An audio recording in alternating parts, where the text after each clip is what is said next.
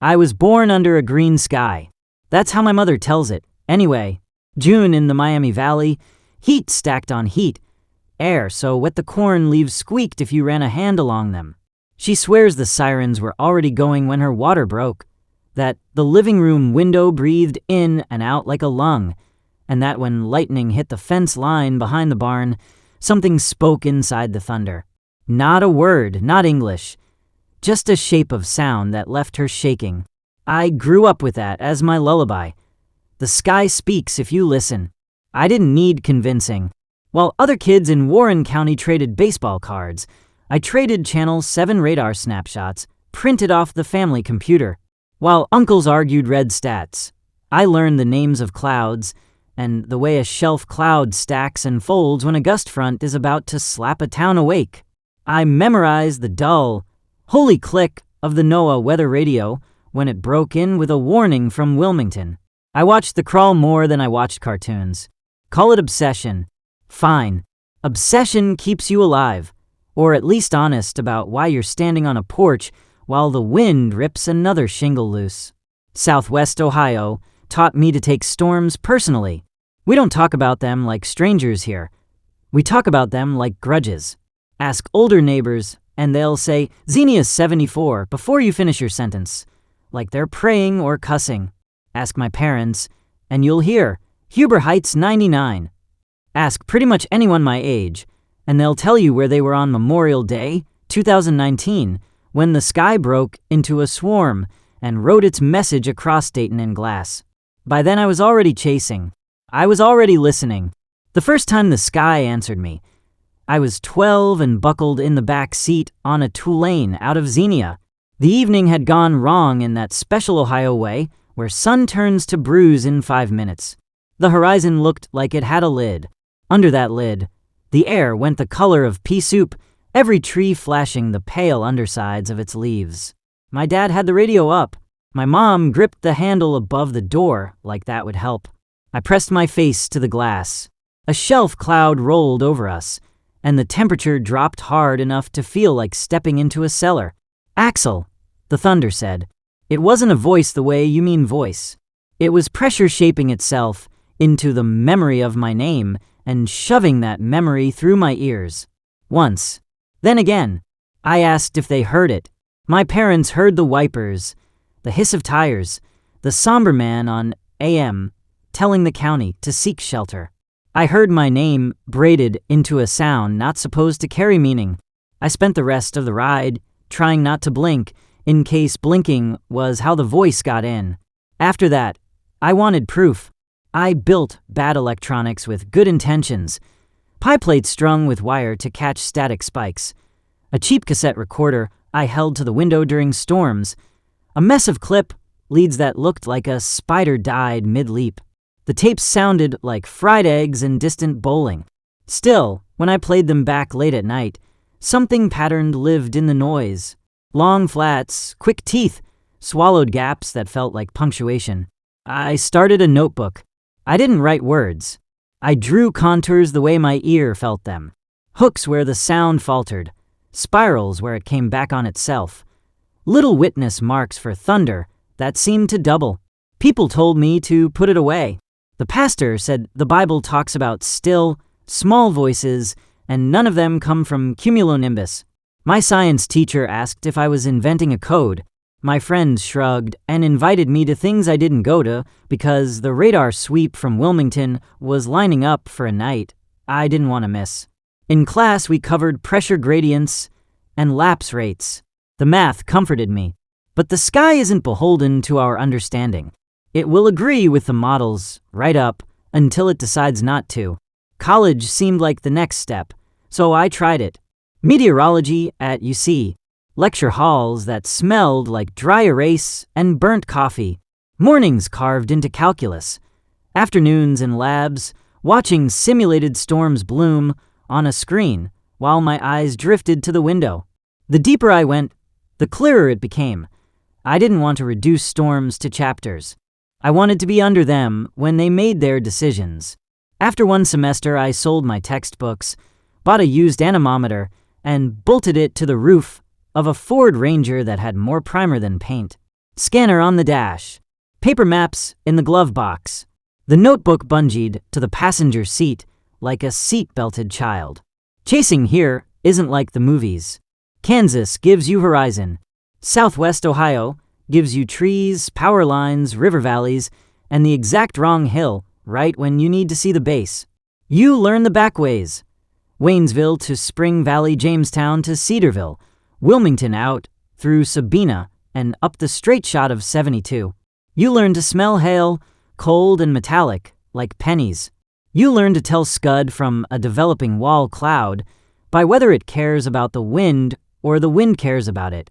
You learn that farm dogs will sprint straight through a downburst to chase your truck because there are rules you're following that they are not.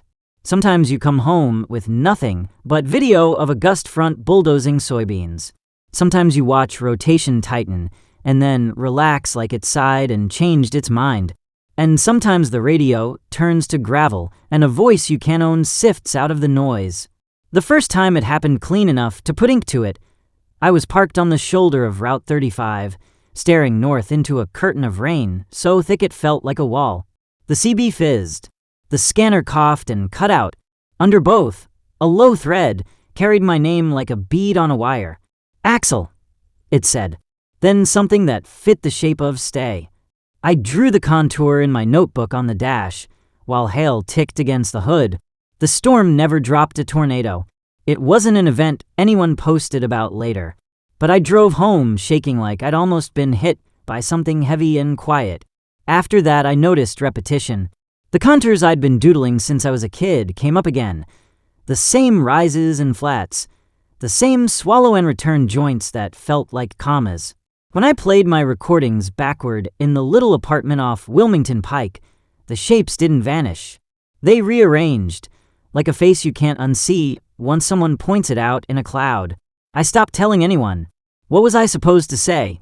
That the National Weather Service transmission had picked up an accent? I wasn't the first to hear it. I learned that in a diner near New Vienna in 2012, the kind of place where the tile is clean because the same pair of hands has scrubbed it for 30 years. Rain pinned me down. I nursed coffee that tasted like boiled earth and spread radar printouts across a booth. An old man at the counter turned on his stool and asked if I was one of the listeners. He said it like it deserved capital letters. I told him I didn't know what he meant. He said he used to chase in the 60s, before anyone called it chasing, and before anybody cared what you mounted on your roof as long as it didn't fall off. What do they want? I asked. To keep you, he said, and lifted his cup as if toasting a bad idea. He talked about farmers who planed lightning-struck planks and found marks in the grain that didn't look random. Not just branching burns, he said. Writing. Figures that repeated from barn to barn. He said a man he ran with out of Hillsboro vanished after a late April storm, and that the last thing on the tape they found in his glove box was a long, flat tone that broke into a whispering chorus. I wanted to laugh. I wanted to walk away. Instead, I asked his name. He pretended not to hear, paid cash, and left me alone with too much coffee and not enough noise to hide the fact that I believed him. Whether he was messing with me didn't matter. The idea had already taken root. If I wasn't crazy, then I had company that spanned more than one lifetime. If I was crazy, then at least I'd gone strange in a way with a history. Both thoughts kept me steady. I went back to the truck, to the roads that slide between fields, to the sound that braided itself into the tires and the scanner hiss. I treated each storm like a conversation I hadn't earned and was afraid to interrupt. The years taught me timing. Southwest Ohio gives you windows smaller than you think. You get a minute of clean inflow, and that's all. You get one gravel driveway to duck into while a core goes by. And if you miss it, you're blind until the wall of rain decides whether it loves you or not. I missed my share. I caught a few. I learned the hard edges of respect.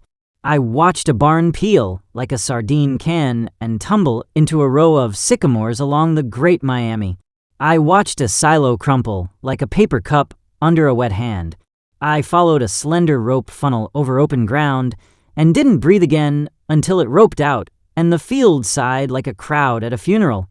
Through all of it, the voice kept its distance. It never gave me anything useful. It didn't say left, right, or get down. It said my name in a tone I could have mistaken for hunger if I wanted drama. It said stay and once, during an October line that had no business being that violent that late in the year, it said home. It never sounded like God. It never sounded like a ghost. It sounded like pressure learning to speak. The night it followed me into calm was the night I understood that the border I'd set wasn't one the sky respected. There wasn't a storm on the map. The evening was clear and cool, the kind of October air that smells like the world apologizing for August. I clicked on the weather radio, anyway, out of habit. The speaker popped. The room held its breath. Then the voice, unbraided from rain and hail, said my name in that same many-voiced way.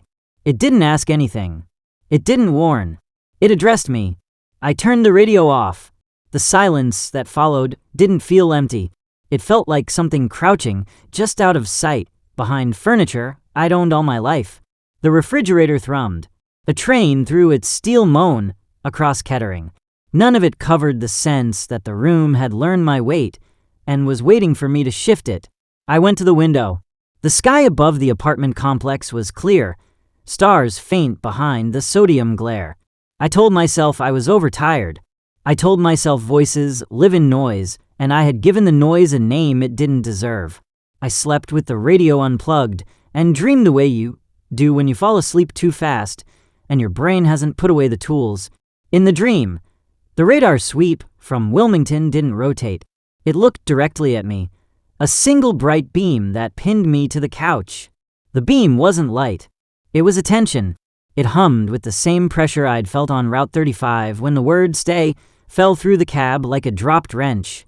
I woke at 3:14 a.m. to the smell of ozone and my own name evaporating on my tongue. Morning made everything small again. Sun came in blunt and ordinary. I made coffee. I told myself clear air is clear air. Then I stepped onto the patio and found ash on the little plastic table. Not much. Just a sprinkle of gray, like what settles after a bonfire. I looked up. No clouds. No smoke. No neighbor grilling at 7 in the morning. I touched the ash. It smeared into my skin and stung the cuticle of my thumb with a chemical bite that didn't belong to anything in my apartment. I went back inside and plugged the radio in. The weather service voice read a forecast so mild it sounded like an apology. Sunny, highs in the low 60s, light winds. I drove anyway. By noon, I was on the back roads because I don't do well when I can't see the horizon. The Ranger rumbled south on 42, cut across to 68, then wandered the kind of routes that look straight on a map until the land's old glacial shoulders remind you they're not. I pretended I was scouting damage paths from the last line, checking tree fall, updating mental notes about sight lines lost to snapped limbs. I was lying. I was listening for a voice in clean air. The notebook slid when I took a turn too fast and fell open to a page from years earlier. A page I'd drawn after riding the warm edge of a supercell that refused to drop anything but hail, and then, miles east, dropped a story everyone told for a decade. On that page the marks bunched together in a way my hand hadn't done before or since, as if the sound had leaned close enough to touch my ear. Looking at it tightened the skin between my shoulders. It also steadied me, the way a known problem steadies a mechanic. You don't need the answer yet. You just need the pattern to be real. Down near Harveysburg, a line of dead corn rattled, and the field seemed to pivot its quiet face toward the road. That's what it felt like. Anyway, I pulled over beside a mailbox that said Hartman in letters repainted so many times they stood proud of the metal. The ditch sounded like frogs. The trees buzzed with late cicadas running down their last batteries. I waited. Nothing changed. Relief rose like a yawn. I didn't know anyone. Then the tiniest pressure brushed the hair on my forearm backward against the grain, the way a hand brushes your sleeve in a crowded hallway when nobody is there. Axel, the air said. I turned the key to accessory to kill power to the CB. It still said my name, as if I'd only taught it the courtesy of speaking up. I told the empty truck to knock it off, and I meant the voice, and I meant myself. I started the engine. The word didn't come again. The road ran ahead with its usual shrug, a pale ribbon cupped by dark ditches and silvered fence posts. I drove, because driving is what you do when staying feels like agreement. By the time I turned back north, I had talked myself into a compromise. I would listen, but I would not answer. I would chase, but I would not step into anything that wanted me to think it needed me. The voice wasn't a friend. It wasn't a god. It wasn't a devil. It was a system, and systems ask for input. I would give it none. That was the promise I made. It lasted until the next storm found a way to make promises irrelevant. The first real chase came the spring after my promise.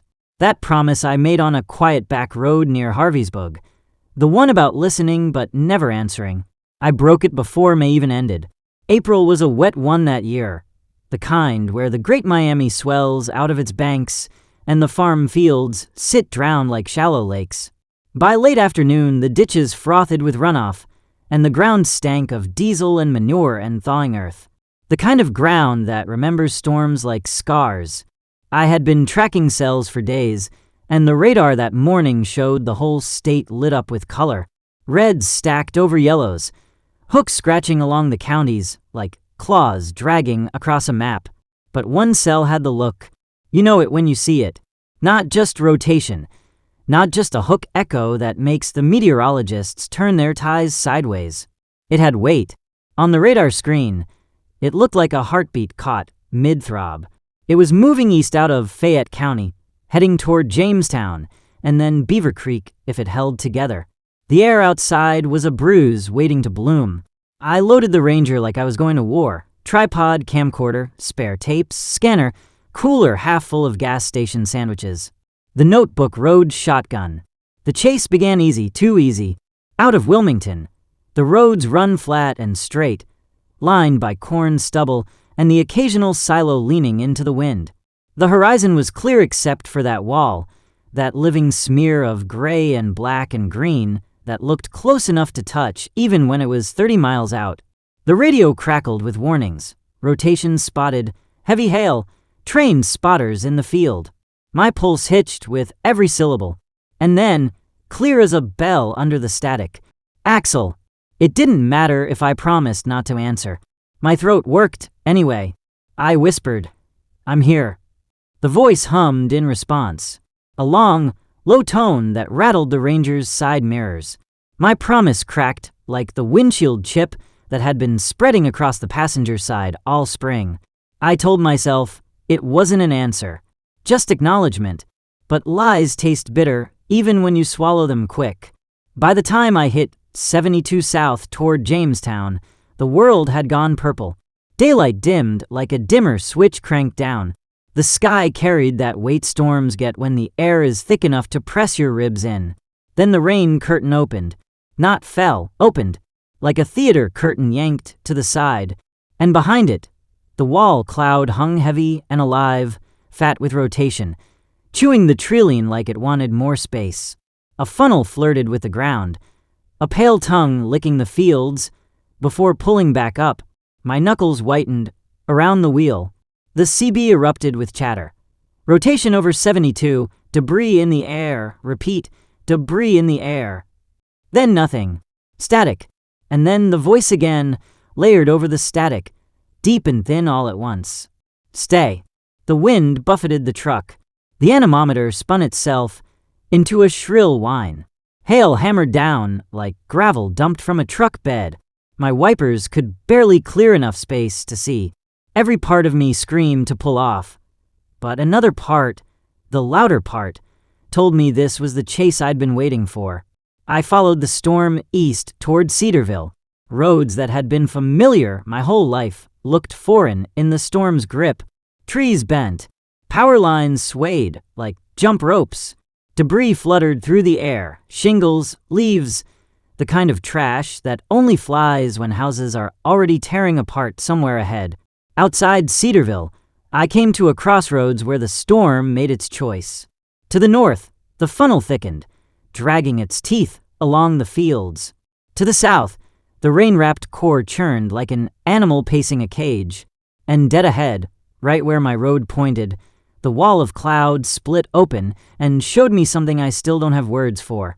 Lightning lit it up in strobes, like a camera trying to catch a figure that didn't want to be seen. Tall, hunched, too wide at the shoulders, its edges melting back into the cloud every time the flash ended.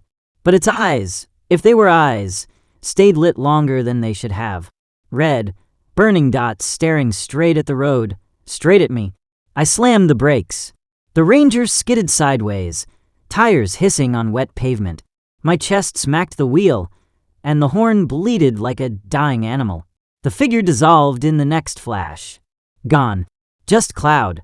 Just rain. But the voice didn't go. It filled the cab. Closer. I should have turned around right then. Should have taken the promise I'd made to myself and doubled it. But I pressed the gas instead, engine whining, tires slipping until they found grip. Because if the storm was showing me something, then it meant I'd been right all along. It was aware.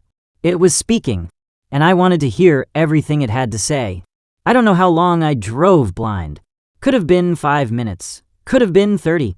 Time folds in on itself inside a storm. My world shrank to windshield wipers, thunder cracks, the wet rattle of hail against the bed of the truck. Every few seconds, the voice came back. Not words, not fully, but pulls. Stretches of sound shaped into directions. Left, right, forward. Each time I followed. The notebook slid off the seat, pages fluttering. I didn't pick it up. My hands were welded to the wheel, and every nerve felt strung to the storm's rhythm. My headlights caught branches, a snapped signpost, once the pale flash of a deer's eyes before it bolted across the road. Then, silence. The rain cut off like a switch flipped. The hail stopped. The air went still, thick, wrong. I rolled the window down and leaned out. My ears popped like I'd driven into higher altitude. The funnel was there, thin, roping down from the wall cloud, so close I could see it tugging dirt off the field, dragging it up into its body. It wasn't a wide monster. It wasn't the kind that makes news anchors gasp. But it was alive. It pulsed with light from inside, like lightning trapped under its skin. And through it, faint but steady, the voice said, "Ours." The word vibrated in my teeth. I hit the gas again. The funnel stretched across the road, a living wall, but my body didn't care. I drove straight at it, engine howling, the Ranger's frame shaking like it wanted to fly apart. My vision tunneled, the edges of the world blacking out. And then impact. Not metal on metal, not like a crash. More like driving into gelatin, or water so thick it resisted. The truck shuddered. The windshield spiderwebbed. My chest slammed forward again, and for a second I was sure I was about to be pulled out the window and torn into ribbons. But then, just as sudden, it let go. The funnel lifted. The road opened. Behind me, in the mirrors, I saw the tornado dissolve like smoke in wind. The storm rolled east. I sat in the cab, shaking so hard I could barely keep my foot on the brake, breath tearing out of my lungs in gasps. On the seat beside me, the notebook had fallen open to a blank page. Across it, scrawled in water and dirt, and something darker, was a word I hadn't written. Stay. By the time I made it back to Wilmington, the storm had chewed its way into central Ohio and left the counties buzzing with damage reports. Roofs torn off, barns leveled, trees across roads. No deaths, not that time. Just chaos. But I didn't care about any of that. All I cared about was the page. That single word written without my hand. I tried to tell myself it was water damage, or mud that had spattered just so, or my own scribbles bleeding through from another page. But none of that held. The letters were clear, sharper than anything I'd drawn myself. The voice had moved from the sky to the page, from sound to writing. And if it could do that once, it could do it again. That night, I locked the notebook in the glove compartment and tried not to dream. But when I finally slept, I saw the eyes in the storm again. And this time, they didn't blink away when the lightning stopped. The notebook didn't stay quiet after that night. I tried to ignore it, Left it in the ranger's glove box. Shut so tight the latch dug into the cardboard edges. Told myself I wouldn't open it until the next season, until I had distance and could pretend the mud on the page was just weather damage. But storms don't respect distance. They carry it with them. 2 weeks later, during a clear morning in May, the weather radio in my apartment hissed to life at 4:13 a.m. No warning tone, no broadcast, just hiss. I sat up in bed, heart already racing. At first, it was ordinary static, the kind you tune out when flipping stations. Then slowly, the hiss stretched itself into rhythm.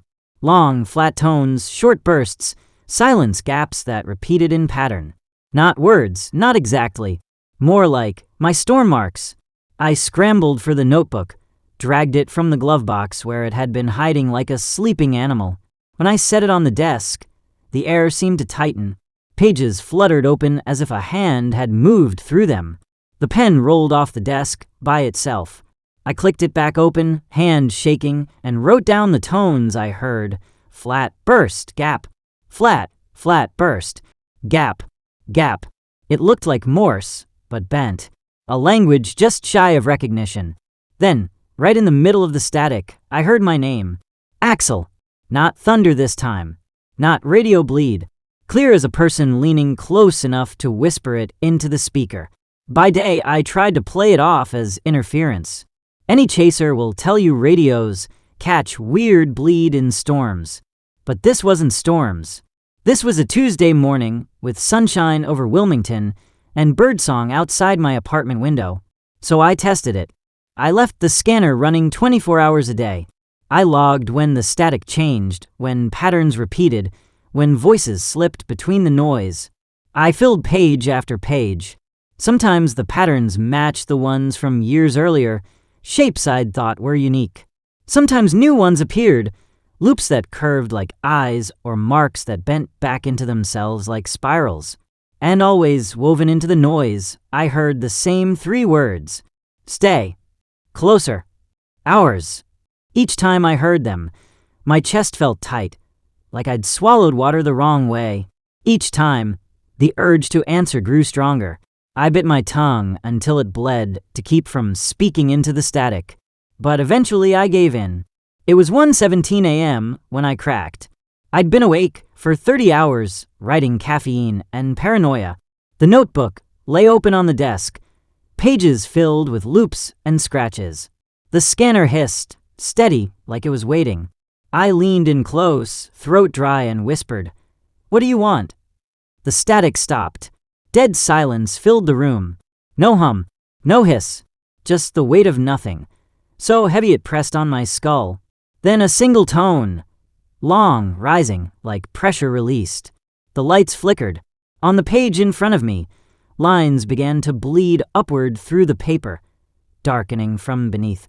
A word scrawled itself in jagged strokes, letters crooked like they'd been bent to fit into human writing. With. I slammed the notebook shut and shoved it off the desk.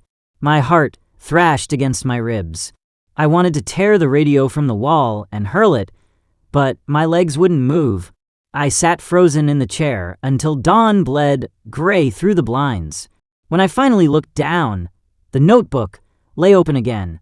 The word hadn't smeared or faded. It had grown darker. The next morning, I did the only thing that felt right. I loaded the Ranger and drove. Didn't care where. Didn't care if the radar was blank. I needed open road, fields wide enough to see the horizon, sky big enough to dilute whatever had come crawling out of my electronics. I cut down 68 through Xenia, past Cedarville, out into Greene County, where the land opens like a flat hand. Sunlight lay across everything, honest and unbroken. No clouds, no storms, just a wide blue ceiling. I rolled the windows down, let the air scour me, told myself it was all in my head, exhaustion and obsession bleeding together. Static was static. Words were accidents. That's when the CB clicked on by itself. The mic dangled from the dash, swaying with the truck's rumble. No one had touched it. The speaker hissed, then cleared. "Axel," it said. I gripped the wheel harder. No, I muttered. The voice ignored me. Stay. Then the radio cut off. Dead again. I drove until the gas light came on, until the Ranger's engine felt like it was humming in tune with my skull. When I finally turned back north, clouds had begun to gather on the horizon.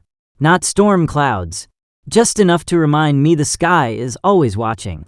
That night, I went back to the diner in New Vienna, the one where the old man had called me a listener. I wanted answers, proof, a reason not to feel like I was losing my grip.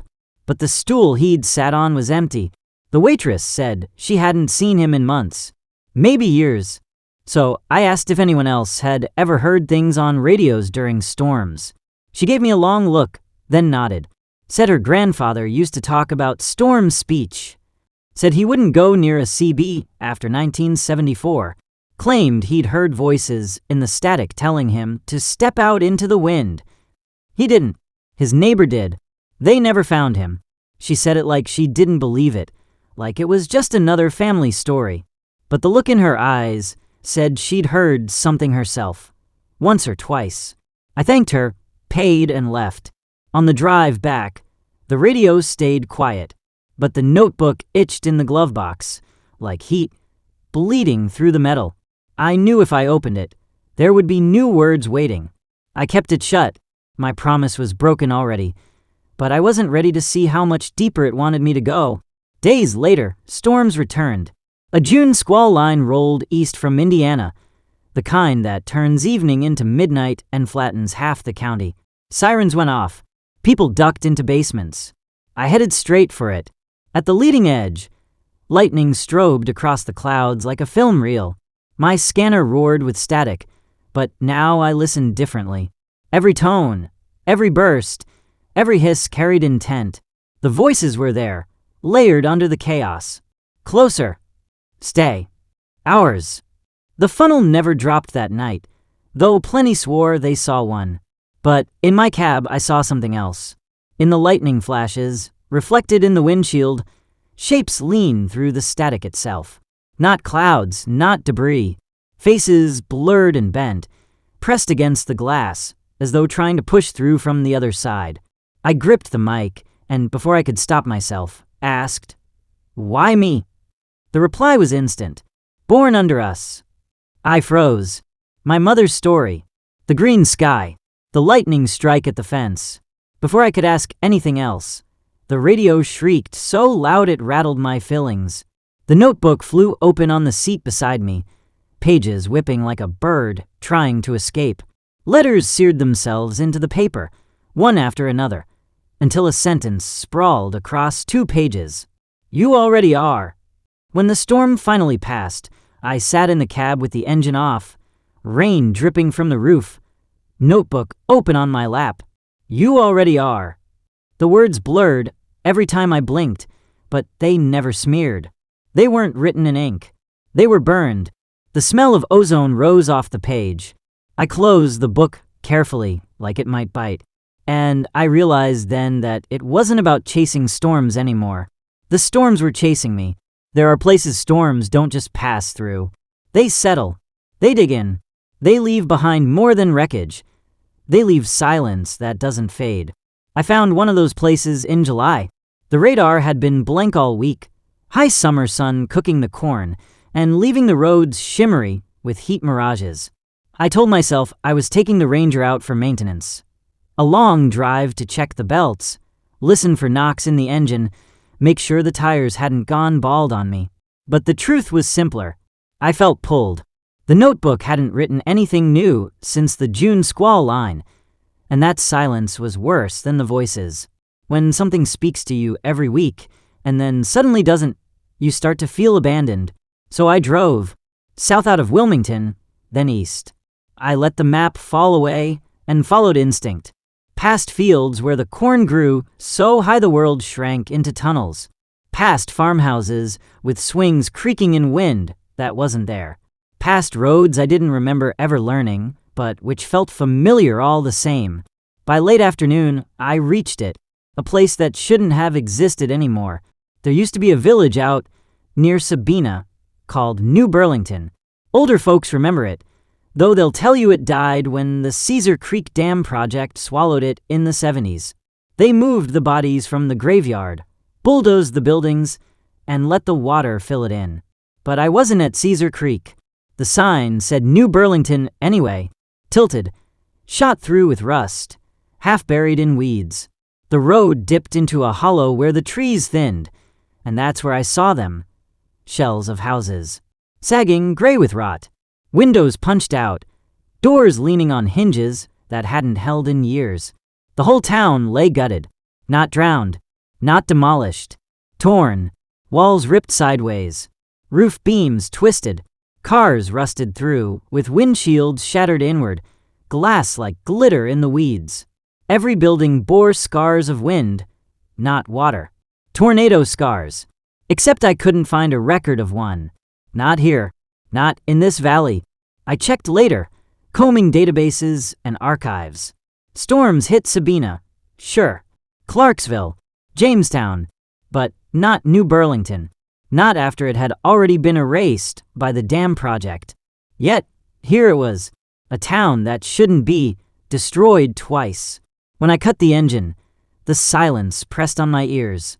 No cicadas, no birds, not even the buzz of power lines, just air holding its breath. I stepped out onto the cracked road. Gravel crunched under my boots. My every move sounded too loud, like walking in a church where no one had spoken in years. That's when I noticed the static. Not from the scanner in the truck. I'd shut it off. This static hummed in the air itself. Low, steady, everywhere at once. Like the whole hollow was breathing static. I followed it. Through the skeleton of a house, with its second floor peeled back like a dollhouse. Through weeds waist-high in what might once have been a main street. The static grew louder the deeper I went, shaping itself into patterns. Long, short gap. Long, long, short. Storm marks. My storm marks. I pulled the notebook from my jacket and flipped through until I found the matching page. The marks lined up perfectly. I wasn't hearing random noise. I was hearing a message that had been written years earlier. And then, faint, layered under the static, came voices. Not one, not two. A chorus. Stay, stay, stay. It came from everywhere at once, but also from one direction, toward the old church at the far end of the hollow. The building leaned but hadn't fallen. Its steeple jutted like a broken tooth against the sky. The door was gone, leaving only a black rectangle gaping inward. As I approached, the static thickened.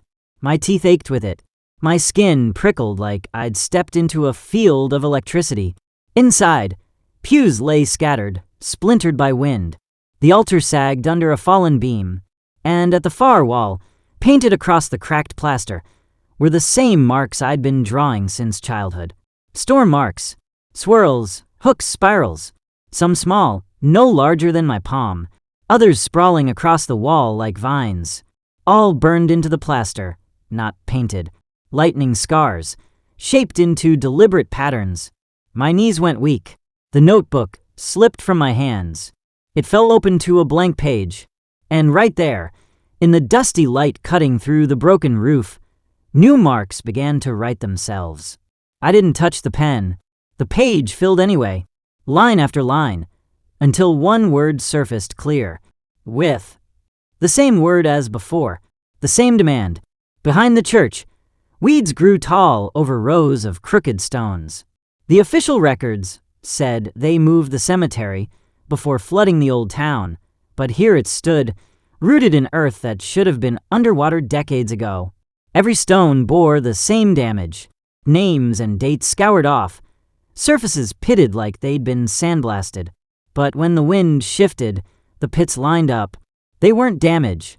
They were marks. I knelt by one and traced it with my finger. It burned cold, a spiral, matching the ones in my notebook. And as I touched it, I heard the chorus again. Not in the air this time.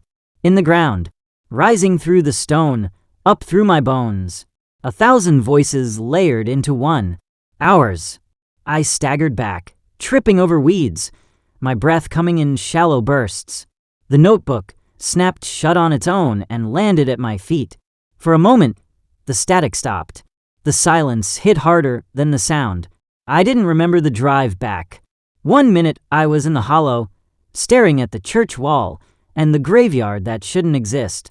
The next I was on 42 northbound, the Ranger's engine rattling like it had swallowed gravel, sweat dripping down my spine. When I finally pulled over in Xenia, I checked the notebook. The pages were blank again. Not a trace of the writing I'd seen. Not the word. Not the marks. But when I closed my eyes, I saw them etched behind my eyelids, glowing like afterimages from a lightning flash. The hollow was real. The town was real. The storm marks were real. And the voices had been waiting for me there. That night, I dreamed of the church wall. The marks writhed across the plaster, twisting into shapes I didn't recognize. They spun together until they formed a funnel, a black hole sucking everything inward. And at the bottom of the funnel, I saw faces, dozens, maybe hundreds, stretched thin, screaming without sound. I woke with the notebook open on my chest. A single sentence had written itself across the page, jagged and black. You belong to the graveyard. I shut it, shoved it under the bed, and pressed the pillow over my head to block out the silence. Because silence was no longer peace. Silence meant it was waiting. It was late July, the kind of night Ohio wears like a mask. Hot, thick, restless. Thunderheads stacked over the horizon like towers built to fall. The radar showed storms firing off west of Dayton, marching east in a ragged line. Nothing unusual. Nothing historic. Just summer flexing its muscles. I drove anyway. Not to chase, not really. To escape. The notebook hadn't stopped bleeding words since the graveyard. Every morning I'd wake to a new page filled with storm marks, sentences I couldn't translate, words like OURS, and with pressed so deep they tore through 3 sheets at once. I tried locking it in the glove box again. It never mattered. I'd find it open on the passenger seat, pages fluttering in the wind of a window I knew I'd rolled up. So I drove, thinking maybe distance would matter, even though I knew it wouldn't. Out past Bellbrook, past Jamestown, onto back roads where the pavement gives up and gravel takes over.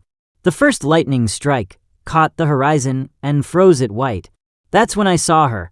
Not in the field, not on the road, in the clouds. A figure, human-shaped, but stretched wrong. Too tall, too narrow, limbs like smoke trailing into vapor. Her face blurred, as though the storm refused to hold it still. But her eyes, if they were eyes, glowed pale, the color of heat lightning. She leaned out of the cloud base, watching, and in the next strike, she was gone. I told myself it was exhaustion, tricks of the eye, pareidolia, the same brain glitch that makes faces in toast. But she came back, every storm, every chase, always at the edge of vision. If I looked straight on, lightning would bleach her out, or rain would cut her to ribbons. But if I glanced away, caught her in the corner of my eye, she was there, standing, leaning, reaching. And every time she appeared, the notebook bled a new word across its pages. Closer. Storms have always pulled people toward them. That's nothing new. Farmers, thrill seekers, kids with cameras. We all stand too close watching. But this was different. This wasn't me chasing storms. This was storms chasing me, wearing a face I couldn't stop looking for. Her movements were hypnotic, the way curtains dance in a draft you didn't feel until you noticed them. Once, near Yellow Springs, I swore I heard singing in the thunder. Not melody, not human, just a rising and falling hum that matched her sway. A siren's call in static. The longer I listened, the more I wanted to follow. I kept driving closer to the cores, closer to the lightning, ignoring the rules I'd lived by for years. Never drive blind. Never get pinned between cells. Always keep an escape route. Rules keep you alive. But rules dissolve when the sky itself leans down and beckons. The worst was outside Beaver Creek. The storm was a wall, rain wrapping the funnel until it was invisible. Every other chaser stayed clear. Too dangerous, too tight. But she was there. I saw her in the cloud base, half her body draped out of the rotating wall like she was leaning from a balcony. Her eyes locked on me. The notebook on the passenger seat snapped open. Pages whipped in the updraft until one tore free and slapped against the windshield. The word inked across it in letters so dark they looked wet. Now, I gunned the Ranger straight into the core. The world went white with hail. Baseballs slamming into the hood, the roof, the windshield. Glass cracked, spiderwebbed, but held. The wipers jammed under the weight of ice. I couldn't see a foot ahead, but I kept driving, engine screaming, tires hydroplaning on rivers of ice. In that chaos, I felt her. Not saw, felt. Like someone had climbed into the passenger seat and was breathing against my ear. Cold, damp, heavy. And in the strobe of lightning that lit the road for a heartbeat, I saw her reflected in the windshield. Not in the clouds. Not above me. Inside the truck. Her face was a smear of water and static, her eyes burning pale, her mouth shaping a word without sound. When the hail slackened enough for me to slam the brakes, the seat was empty, the reflection gone, but the notebook stayed open. Across 2 pages, in strokes so jagged the paper tore, a sentence screamed back at me. You are already in. After Beaver Creek, I couldn't look at storms the same way. Every radar hook looked like a hand curling toward me. Every wall cloud looked like a mouth waiting to swallow. Every lightning strike felt like a camera flash, like someone documenting me instead of the other way around. And always out of the corner of my eye, I saw her. She wasn't just a figure anymore. She was the storm's face, a siren draped in cloud, singing through static, pulling me closer each time. I told myself I'd stop chasing. That lasted 3 days. Then the notebook bled new marks across its pages. A map, roads inked in jagged black, leading straight into the path of another storm. And when I refused to follow, the radios in my apartment all clicked on at once. Her voice. Not the chorus, not the static, not the pressure. Hers. Alone. Axel. Whispered like a lover. Commanded like a threat. I didn't sleep that night. Couldn't. Every time I closed my eyes, she was standing closer, pale eyes glowing, mouth shaping the same word as the notebook. Closer. It came in August, when the air hung heavy and the cornfields whispered like they knew something was coming. Ohio storms usually follow rules. Warm front, cold front, clash in the middle, spin up a cell, drop hail, maybe a funnel if the air wants to dance. I'd spent years living by those rules, chasing them, respecting them even when they bent. But the storm that came down the I-71 corridor that night didn't follow rules. It wrote its own. The day started ordinary, humid, bright, cicadas screaming themselves hoarse in the trees. On radar, the line looked ragged, nothing unusual. A few strong cells, hail cores marked in purple, warnings pinging across counties like scattered bullets. I should have ignored it, but the notebook had already opened itself on my desk. A single page bled with ink darker than anything I'd seen before. Not black, red, a shade like rust, like old blood. The word sprawled across the page in letters, so jagged the paper tore under their weight. Come. I packed the Ranger before I even realized I'd stood up. The storm boiled west of Lebanon, a roiling tower that glowed green at its edges, swollen with updraft. I parked on a gravel turnout along a soybean field and watched it crawl closer. Lightning split the cloud base, but not the silver white I'd known all my life. This was red, not heat lightning, not refracted sunset. A deep, arterial red, bright as a flare. Each strike painted the fields in a wash of blood. For a heartbeat, the entire landscape looked slaughtered. Barns bleeding light through their windows, fields burning without fire, the sky itself dripping color down the horizon. I gripped the wheel so tight my knuckles whitened. My pulse hammered in my ears. And then, layered under the thunder, came her voice. Not static, not chorus. Hers. Axel. Every strike of red lightning carried her shape. She leaned through the clouds, arms stretching wider, fingers trailing like smoke. Her face blurred in the flashes, but her eyes burned steady, twin coals set deep. The notebook whipped open on the seat.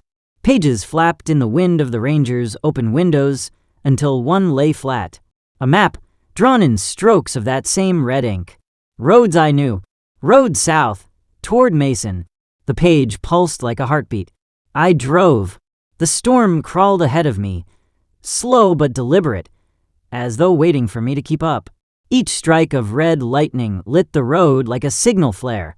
Every time I hesitated at an intersection, another flash cracked in the direction I was meant to turn. She was guiding me. Near Mason, the storm stopped moving. That's impossible. Storms drift. They wobble east or northeast with the jet stream. But this one parked itself over a patch of empty farmland and waited. I pulled onto a dirt road that ended in a half-collapsed barn. Killed the engine. Sat there, hands shaking on the wheel, watching the sky churn above me. The red lightning grew faster, more violent.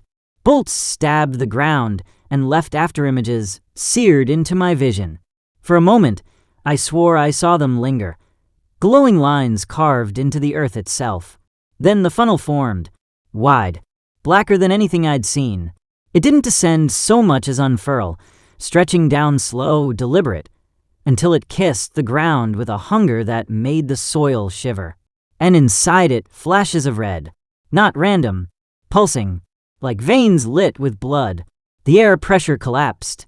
My ears popped, my skin prickled, and in the roar of the funnel, I heard words layered together, her voice and the chorus entwined. With US, I should have driven, should have backed out, spun gravel, escaped north. But I stepped out of the Ranger instead. The wind nearly ripped the door off its hinges. Rain stung my skin like needles. The roar of the funnel swallowed every sound, except the voice. She stood at the base of the funnel, framed in red light, tall as the barn and swaying with the motion of the storm. Her arms stretched toward me, and I walked forward. Every instinct screamed against it, but my legs didn't care. Each step sank into mud, each gust shoved me sideways, but still I moved closer. My ears filled with static, my teeth ached, my head rang with pressure. She leaned closer, eyes glowing pale, mouth shaping words I couldn't hear over the roar. Then one lightning strike hit, so close it blinded me, and in the white-hot afterimage, I saw her face, clearly for the first time. Not blurred, not smoke, a face shaped like mine. The strike knocked me to my knees. Mud splashed up my arms. My lungs heaved, struggling against air too heavy to breathe.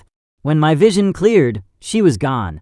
The funnel still churned, red lightning still pulsing, but the figure had dissolved back into the storm. The notebook lay in the mud beside me, soaked but untouched by rain. Across 2 pages, words had been carved deep enough to slice the paper in half. You are the storm. The funnel began to rope out, twisting thin before lifting back into the cloud base. The red lightning faded, replaced by ordinary white flashes. The roar softened into distant thunder, and just like that, it was over. But the words remained burned into my eyes. You are the storm. Back in the Ranger, I sat drenched and shaking, notebook, dripping mud onto the seat. My reflection in the cracked windshield looked wrong. For a second, only a second, my eyes glowed pale, the same as hers. I blinked, and they were mine again. But when I turned the key, the engine didn't roar to life. It hummed, low, rhythmic, in perfect sync with the marks I'd drawn since childhood. The storm had followed me into the machine, and maybe into me. After the red lightning storm, silence should have been a relief. It wasn't, because silence meant it was working on me. The first thing to go was the phone. I woke one morning to find it buzzing with missed calls. 10, 20, all time-stamped between 2 a.m. and 4 a.m. But when I checked the log, every call had come from my own number. I tried dialing out. Nothing but static, like someone breathing through grit. The internet followed next. Pages would half-load, then smear into storm marks, words bent into spirals, news headlines breaking apart into hooks and loops. One article about crop yield vanished mid-sentence, replaced with 3 words repeating over and over. Stay with US. By week's end, the radio towered in static. NOAA broadcasts dissolved into whispers. Even FM music stations bled into low hums that bent themselves into patterns I knew too well.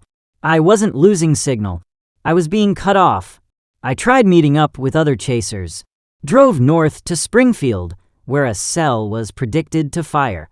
I parked beside a couple from Indiana, their SUV plastered with radar decals, tripods mounted, laptops glowing. I knocked on their window. The woman rolled it down, smiling. "You waiting on this cell too?" I opened my mouth to answer, but her expression froze. Her smile faltered. She leaned back, like she'd just smelled something rotten. The man leaned across her. "What did you just say?" "Nothing," I told him. "Just waiting on the storm." But their eyes were wide, confused. "We didn't hear words," the woman whispered. "We heard static." They rolled up the window and drove off before the storm even built. Left me alone on the gravel shoulder with my reflection warped in the Ranger's cracked windshield. That was the last time I saw another chaser face to face. Nights grew worse. I'd sit in the cab, scanner hissing, hoping for chatter, spotters, deputies, meteorologists swapping data. Instead, every voice bent. Men became low tones, women stretched into high static, every sentence disintegrating into stay. Closer, hours. Even television broke.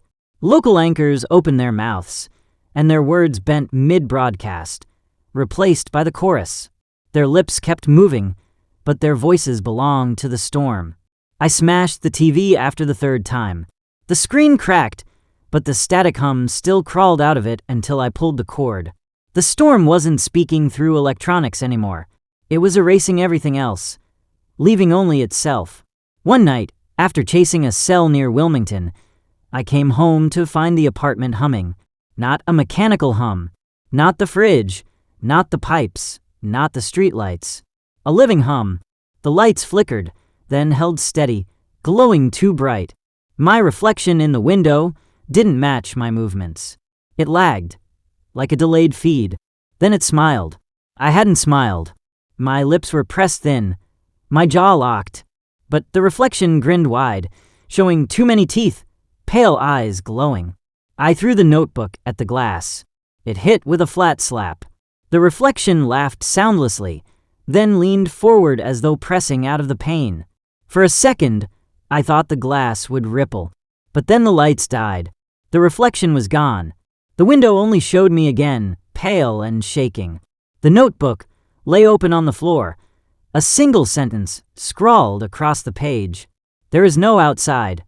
I decided I needed to get away. Out of Ohio. Out of the valley. Maybe if I drove far enough, the signal would weaken. Maybe silence would return for real. I packed the Ranger with clothes, food, water. Pointed south on I-75. The sky stayed clear for hours.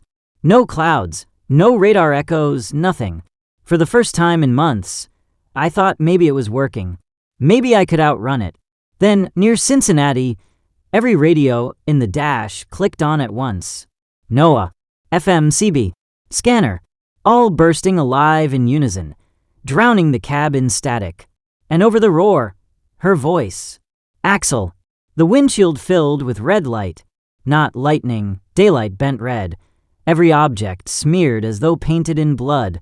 Cars on the highway froze mid-motion, their wheels still spinning, but their frames locked in place. Drivers sat with their hands on the wheel, but none of them moved. I slammed the brakes, swerved onto the shoulder, and jumped out. The world was silent except for static. And in the sky, just above the Cincinnati skyline, she leaned, arms outstretched, eyes pale, face too close. The city lights flickered. One by one, entire blocks blacked out, swallowed in shadow. I dove back into the Ranger and gunned it north, tires shrieking. By the time I reached Lebanon, The world looked normal again. Cars moved. Lights glowed. But the radios stayed dead. And the notebook waited open on the seat. The words had already written themselves. You can't leave what you are. That was the night I accepted it. I wasn't part of the network anymore. I wasn't part of People or Chasers or even Ohio. Every connection had been cut. No voices reached me except the one. Every message bent back to the same demand. Stay. Closer. Hours. And every time I closed my eyes, I saw her waiting in the static. Storms move. That's the rule. They crawl east with the fronts or northeast with the jet, sometimes wobbling, sometimes veering, but they move. This one didn't. It waited. Late August. Heat shimmering off the asphalt. Corn browning at the edges. The forecast called for storms to pulse north out of Kentucky. Nothing special. A few strong cells, maybe a spin-up, but nothing historic. But the radar told a different story. One cell had formed over Greene County and stopped. Not stalled. Not weakened. Just sat. Its hook echoed over the same crossroads, sweep after sweep, as if the storm had decided the map was wrong and wanted to redraw it. I drove south out of Wilmington, stomach tight. The closer I got, the stranger the sky looked. The anvil spread wide, but the body of the storm hung low and heavy, as though pinned. Clouds boiled in place, building on themselves, darker each minute. And then I saw it. The funnel. Black, not gray. Not rain-wrapped, not blurred with debris. Black as ink, black as a void punched into the sky. It reached down toward the earth, touched, and then stopped. Didn't crawl, didn't rope, didn't drift across the field. Just held there, spinning in place, waiting. I parked half a mile out, engine rattling as if the truck wanted no part of this. The wind was dead. No inflow, no outflow. Just heavy stillness, like the whole world was holding its breath. The notebook lay open on the passenger seat. A word scrawled across it in jagged strokes. Come. I stepped out. The air was hot and damp, tasting of iron. My boots sank into the dirt with each step as I crossed the field toward it. The funnel roared, but the roar wasn't sound. It was vibration. It shook my bones, rattled my teeth, hummed against the fillings in my molars. Lightning pulsed inside it. Red. Always red. And woven into the vibration was her voice. Axel. At 200 yards, the air grew thick, pressing against my chest. My lungs strained like I was breathing underwater. The world beyond the funnel blurred. Trees bent in directions that made no sense, folding inward as though gravity itself bent toward the storm. Closer still, and I realized the funnel wasn't pulling debris. Not a leaf, not a stone. Not a fence post moved. The ground around it lay still. It wasn't a storm. It was a door, and I had reached the threshold. The funnel shimmered. Within its surface, reflections twisted, barns burning with red lightning, fields littered with shattered cars, houses ripped in half. And in each reflection I saw myself. Running, falling, standing, screaming. 1,000 Axels, each caught mid-motion, mid-death, mid-birth. Some older, some younger. All of them looking back at me with pale eyes. The funnel whispered, layered with her voice and the chorus. You have always been here. I don't know why I moved closer. Curiosity, compulsion, the promise that maybe, finally, I'd get answers. Each step felt heavier, like the earth was pulling against me. My ears rang with static. My vision swam red. At the very edge, no more than 20 feet away, the surface of the funnel rippled like liquid. The reflections moved on their own, independent of me now. One Axel raised a hand and pressed it against the inside of the funnel wall.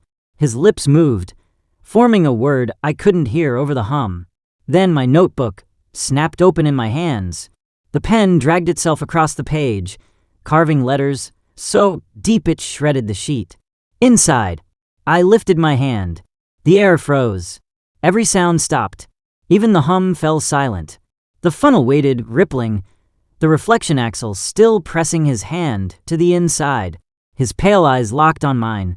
If I touched it, I knew I wouldn't come back. Not the same. Maybe not at all. But my hand kept rising, trembling, until my fingers hovered inches from the surface. Then the sky cracked with lightning, so bright it split the world in half. For a heartbeat, I saw her, the siren, towering inside the funnel, arms spread wide, mouth open in a scream that shook the marrow of my bones. And then the funnel collapsed. Gone. The field lay empty. The sky cleared. Only damp earth under my boots proved anything had ever been there. I stumbled back to the Ranger, chest heaving, ears still ringing. The notebook sat on the seat, open to a page filled edge to edge with a single word. Soon. When I touched it, the ink smeared wet against my fingertips. And in the distance, though the sky was clear, I swore I heard thunder. Not rolling, not fading, waiting. I thought I was alone. That's the cruelest trick storms play. They make you believe you're the first, the only, the chosen. But the sky keeps records, even when people don't. And sometimes those records slip into human hands. I wasn't the first listener, not even close. It started with a letter. An unmarked envelope slid under my apartment door sometime in September.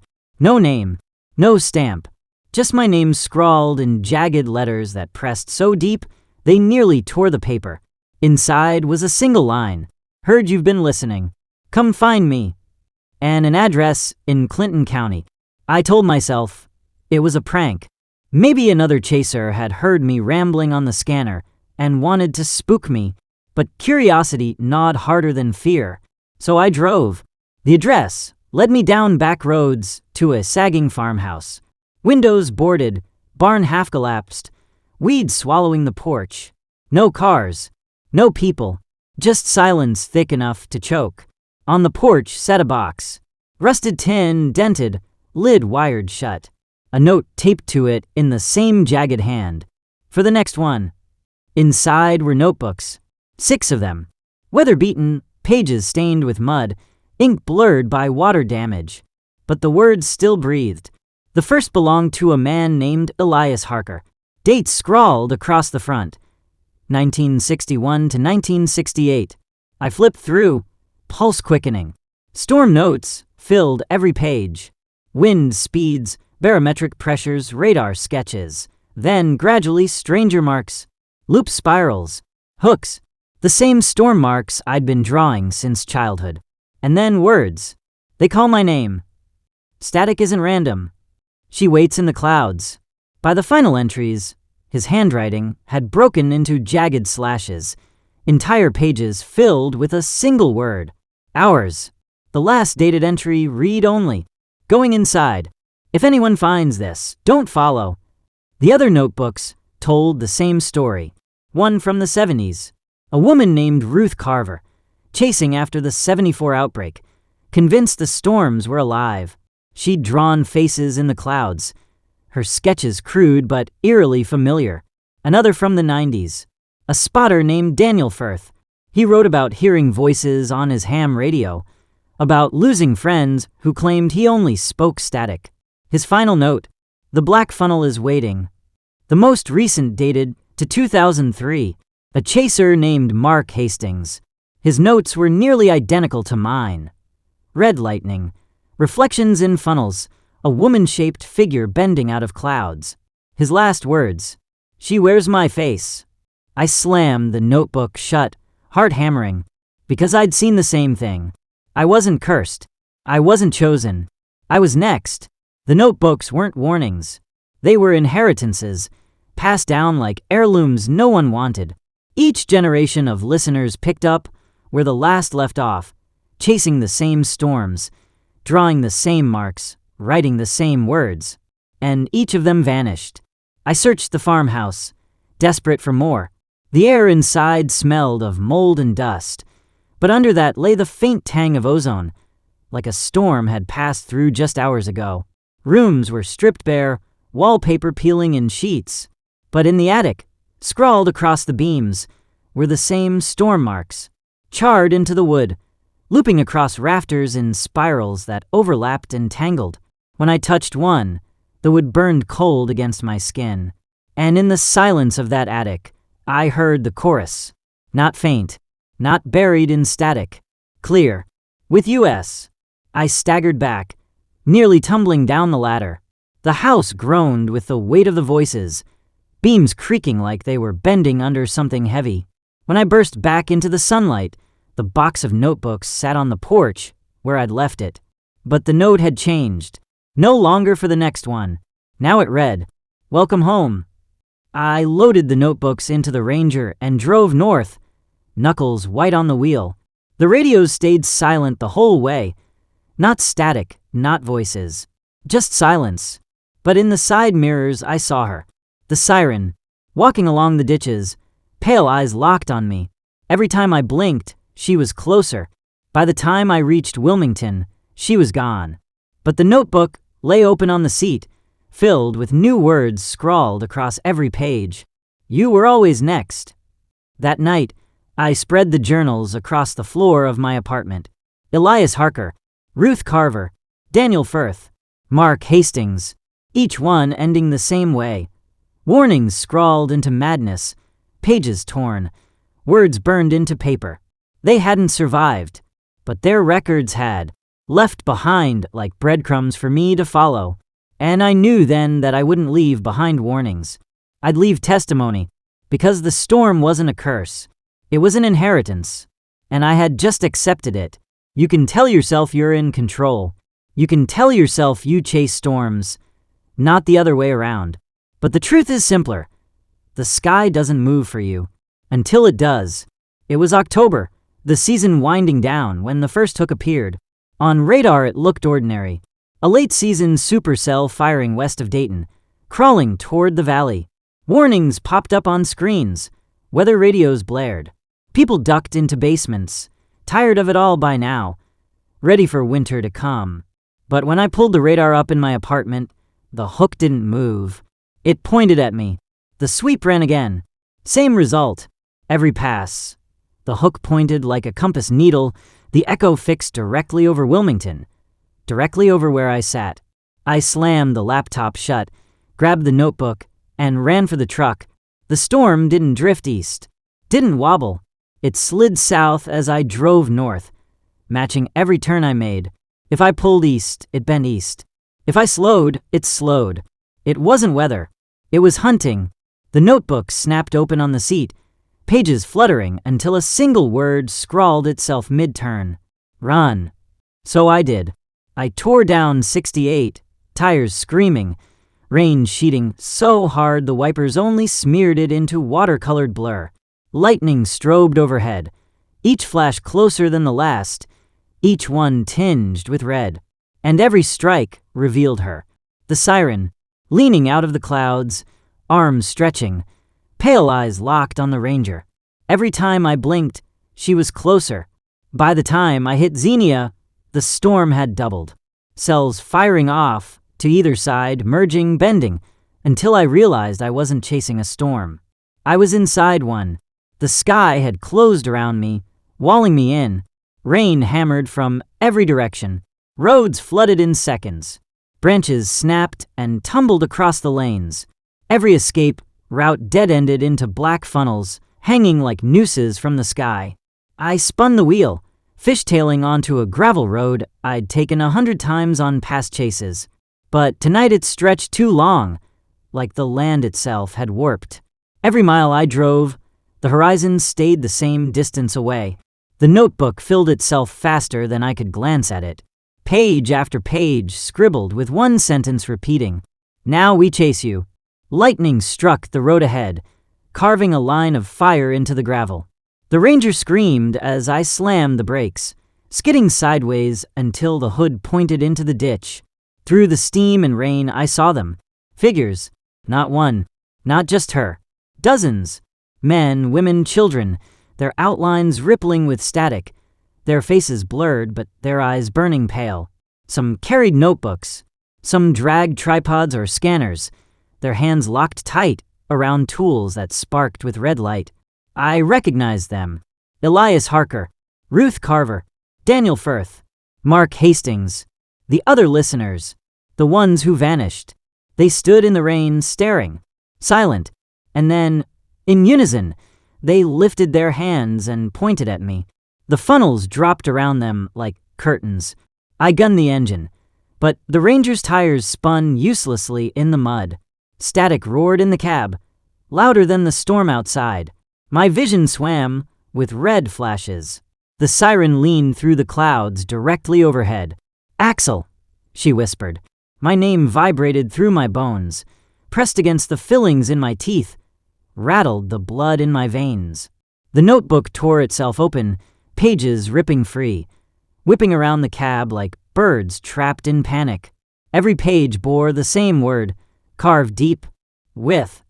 The storm didn't want me to chase anymore. It wanted me to surrender.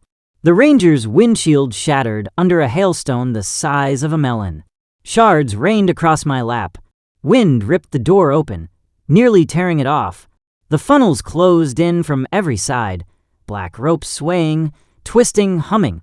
And in the nearest one, I saw my reflection again. Axel, but not me. Pale-eyed, smiling, hand raised in invitation. Behind him stood the others. Harker, Carver, Hastings, all waiting, all welcoming.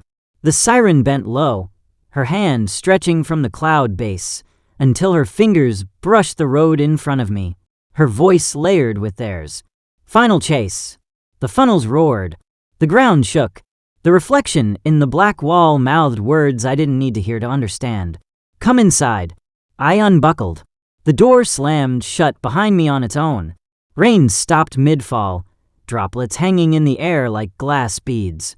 For the first time, the world was still. I stepped forward, toward the black funnel, toward my reflection, waiting with pale eyes, toward the inheritance I could no longer outrun. The world didn't end when I stepped forward. It just shifted. The moment my boot touched the edge of the black funnel, the roar collapsed into silence. Not absence of sound, the kind of silence that hums louder than noise, the kind that fills your ears until you wonder if you're deaf. Rain froze midair. Shards of glass hung, suspended above the shattered windshield of the Ranger. Lightning lit the sky but never faded, holding the world in a single frame. And I walked through it like a photograph. The funnel's wall felt like pushing through water that didn't want to part. My chest tightened, my lungs straining. For a moment, I thought it would crush me, that I'd be smeared into its surface like an insect against glass. But then it gave way, and I was inside. They call it the eye of the storm. Calm, open blue. But this wasn't calm. This wasn't blue. This was red. The funnel walls towered around me in a perfect circle, glowing with lightning that pulsed like veins. The ground beneath was black, cracked like dried blood. Above, the clouds swirled into a spiral, so deep it looked infinite, a tunnel boring upward into nothing. At the center stood a figure. Her, the siren, but larger now, taller than the silos back home, arms draped to the ground, hair trailing into vapor. Her face still blurred, but her eyes burned steady, pale and cruel. And around her, circling like worshippers, stood the others. Elias Harker, Ruth Carver, Daniel Firth, Mark Hastings, every listener who had come before me, their outlines bent with static, their faces stretched thin, but their notebooks glowed in their hands, pages flipping endlessly in the storm's wind. They didn't look trapped. They looked faithful. When they spoke as one. With US. The sound rattled the marrow of my bones. My knees buckled. I pressed my hands to my ears, but it didn't help. The voice wasn't in the air. It was in my blood. The siren raised her hand. A single finger stretched toward me, long enough to span the distance across the eye. The chorus bent with her gesture. Stay. The notebooks whipped open in their hands, pages flipping faster than eyes could follow. The words burned, seared, spirals filling, hooks repeating, storm marks I'd drawn my whole life. One by one, they held their notebooks high. Lightning licked down, red and violent, striking each page. The ink glowed, then lifted off the paper, unraveling into the air like smoke. The smoke twisted together, weaving itself into a shape, a funnel inside the funnel, black and pulsing. and in its surface, I saw my reflection again. Not pale-eyed this time, not smiling, screaming, clawing to get out. The siren lowered her hand toward me. The others stepped back, clearing a path. The funnel within the funnel beckoned. Its surface rippled with heat and static. I knew what it was. A door. The last one. Behind me, the eye churned. The walls shuddered. The silence bent until it screamed.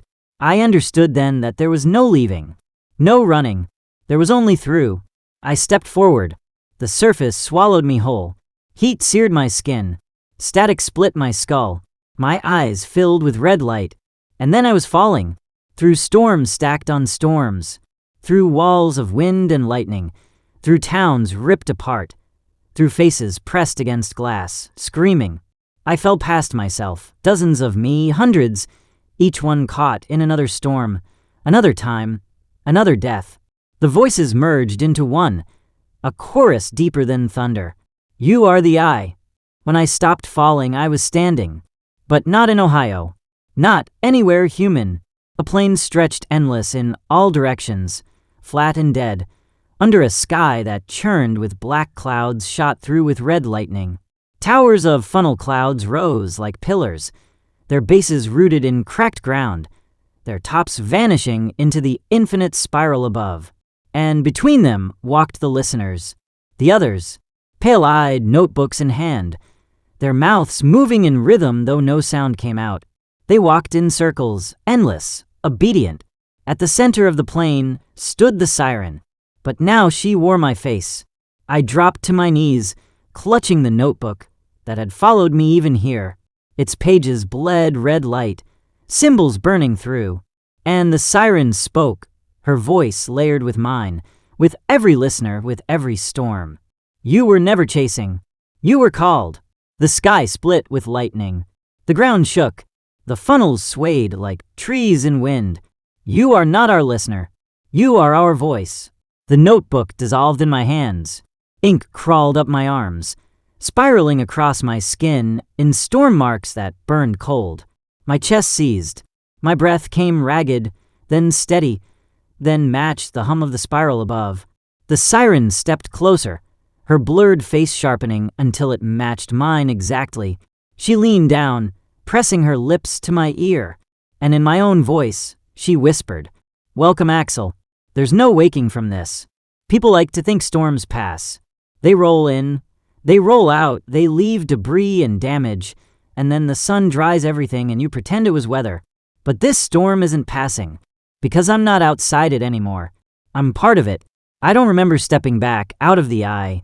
One moment I was inside the plane of funnels, hearing the siren in my own voice. The next, I was sitting in the Ranger, rain dripping steady through the shattered windshield, notebook open on my lap. The funnels were gone. The sky was clear. Birds even chirped in the trees along the ditch. But nothing was normal. The engine hummed without ignition, vibrating in sync with my pulse. The radios clicked on even though they had no power. The cracked windshield glowed faint red when lightning flashed miles away. And in the glass, my reflection stared back at me with pale eyes.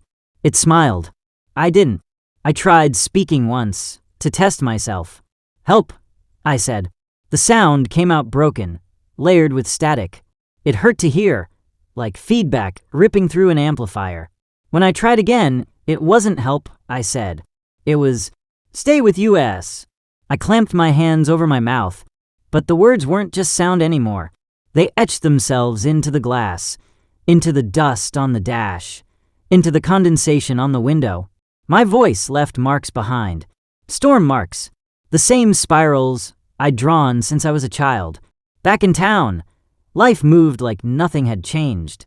People grocery shopped, walked dogs, filled their tanks. No one looked at me twice. But when I tried speaking to them, they flinched. One cashier dropped the scanner and muttered, "Static," before backing away. Another customer at the gas station shook his head and said, "Don't you hear it? Don't you hear the storm in him?" I stopped trying.